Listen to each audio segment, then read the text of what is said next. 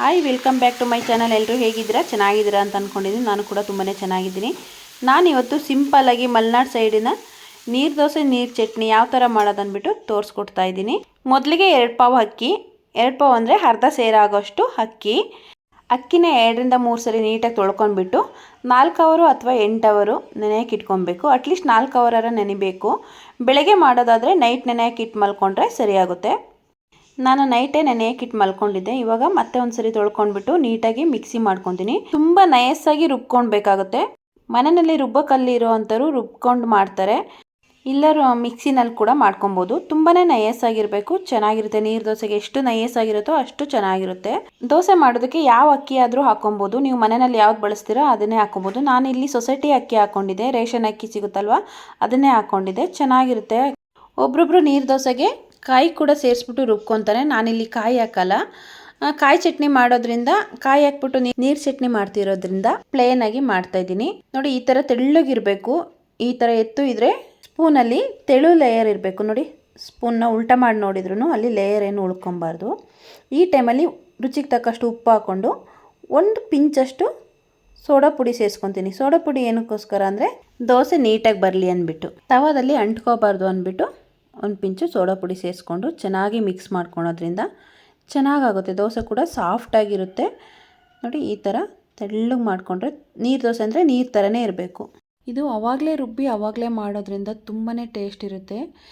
ಊರ ಕಡೆ ಎಲ್ಲ ನೀರು ದೋಸೆಗೆ ಅಂದ್ಬಿಟ್ಟು ದೋಸೆ ಕವಲಿನೇ ಬರುತ್ತೆ, ಅದರಲ್ಲಿ ಮಾಡಿದ್ರೂ ತುಂಬಾ ಚೆನ್ನಾಗಿರುತ್ತೆ. ನಾನ್ ಸ್ಟಿಕ್ ತವಾದಲ್ಲಿ ಕೂಡ ಮಾಡ್ಕೊಬೋದು. ನೀರು ದೋಸೆ ಯಾವ ಕಾಂಬಿನೇಷನಲ್ಲಾದರೂ ತಿನ್ಬೋದು. ಸಾಂಬಾರು ಕೂಡ ಸೆಟ್ ಆಗುತ್ತೆ. ನಾನ್ ವೆಜ್ ಸಾಂಬಾರು ಯಾವುದೇ ಆದರೂ ಕೂಡ ತುಂಬಾ ಚೆನ್ನಾಗಿರುತ್ತೆ. ನಮ್ಮ ಮಲೆನಾಡು ಸೈಡಲ್ಲಿ ನೀರು ದೋಸೆ ಕಾಯಿ ಹಾಲು ಮಾಡಿಬಿಟ್ಟು ಮಾಡ್ತಾರೆ. ಬೆಲ್ಲದಿಂದ ಮಾಡಿದಂಥ ಕಾಯಿ ಹಾಲನ್ನು ಕೂಡ ಕಾಂಬಿನೇಷನಿಗೆ ತುಂಬಾ ಚೆನ್ನಾಗಿರುತ್ತೆ. ಇದಕ್ಕೆ ಯಾವ್ದು ಸೆಟ್ ಆಗಲ್ಲ ಅನ್ನೋ ಥರ ಏನೂ ಇಲ್ಲ ಅಂದರೆ ಬರೀ ಪ್ಲೈನ್ ಕೂಡ ತಿನ್ಬೋದು. ಮೊದಲಿಗೆ ಚಟ್ನಿ ಮಾಡೋದಕ್ಕೆ ಏನೇನು ಬೇಕಾಗುತ್ತೆ ಅಂತ ನೋಡ್ಕೊಳ್ಳೋಣ.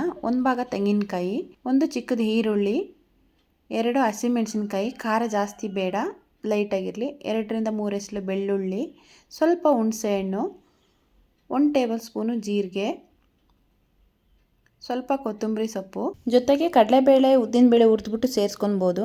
ರುಚಿಗೆ ತಕ್ಕಷ್ಟು ಉಪ್ಪು, ಇಷ್ಟೆಲ್ಲ ಹಾಕ್ಬಿಟ್ಟು ನುಣ್ಣಗೆ ರುಬ್ಕೊಂಡು ಬರಬೇಕು.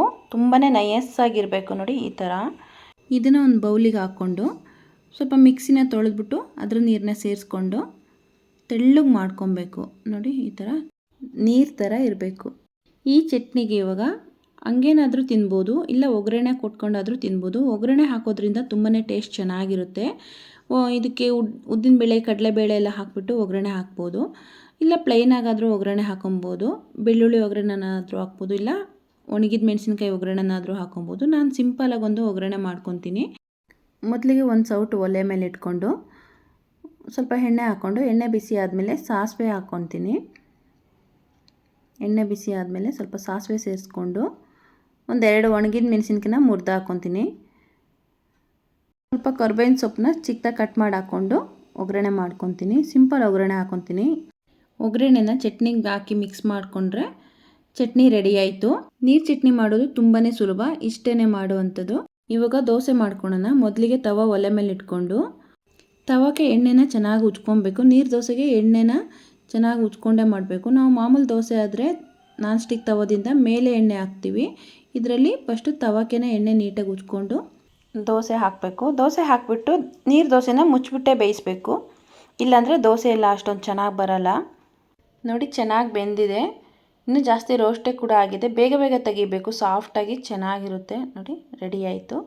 ಮತ್ತು ಇದಕ್ಕೆ ನೀಟಾಗಿ ಎಣ್ಣೆ ಅದೇ ರೀತಿ ಸ್ಪ್ರೆಡ್ ಮಾಡಿಕೊಂಡು ದೋಸೆ ಹಾಕ್ಕೊಬೇಕು. ತುಂಬಾ ಈಸಿ, ಏನು ಕಷ್ಟ ಇಲ್ಲ, ಯಾರು ಬೇಕಾದರೂ ಮಾಡ್ಕೊಬೋದು. ಎಲ್ರಿಗೂ ಗೊತ್ತಿರೋದನ್ನೇ ತೋರಿಸ್ತಾರೆ ಅಂದ್ಕೊಬೇಡಿ. ಎಲ್ಲರೂ ಕೂಡ ಒಂದೊಂದು ರೀತಿಯಲ್ಲಿ ಮಾಡ್ತಾರೆ. ನಾನು ಯಾವ ಥರ ನೀರು ದೋಸೆ ಮಾಡ್ಕೊತೀನಿ ಅಂದ್ಬಿಟ್ಟು ತೋರಿಸಿದ್ದೀನಿ. ಬಿಸಿದು ಮಾಡಿಕೊಡ್ತಾಯಿದ್ರೆ ಮಕ್ಕಳು ತಿಂದ್ಕೊತಾರೆ. ಮಕ್ಕಳಾಗಲಿ ದೊಡ್ಡವರಾಗಲಿ ಇಷ್ಟಪಡುವಂಥ ಟಿಫನ್ ಇದು. ತುಂಬಾ ಚೆನ್ನಾಗಿರುತ್ತೆ.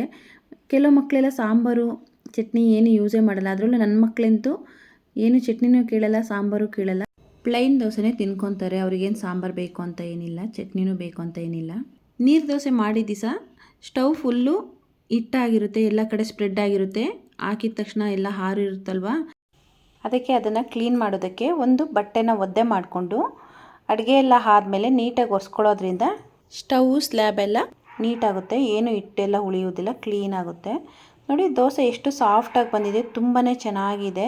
ನೀರು ದೋಸೆ ಅಂದರೆ ನಮ್ಮನೇಲಿ ಎಲ್ಲರಿಗೂ ಇಷ್ಟ ಆಗುತ್ತೆ, ಅದರಲ್ಲೂ ನಾನ್ ವೆಜ್ ಇದ್ದರೆ ಅಂತೂ ತುಂಬಾ ಇಷ್ಟಪಟ್ಟು ತಿಂತಾರೆ.